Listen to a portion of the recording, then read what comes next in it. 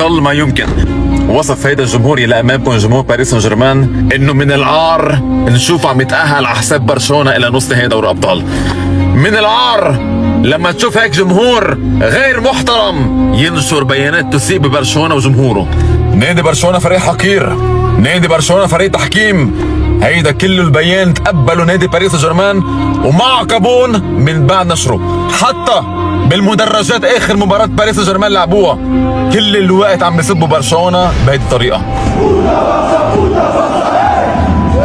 جمهور باريس سان جيرمان الفرنسي ليت امبارح تحت فندق برشلونة كل الوقت وكل الليل ما عم بخلوه يناموا ليزعجون قبل المباراة. هيدا كله شو بسموه؟ هيدا كله اسمه حقارة. مع احترامي للشعب العربي اللي بشجع باريس سان جيرمان، انتوا على عينا وراسنا، بس اما الشعب يلي قاعد داخل فرنسا عم بيسيء ان كان جمهور برشلونة ولا جمهور غيره ما بيستاهل فرحة التأهل بدوري الابطال.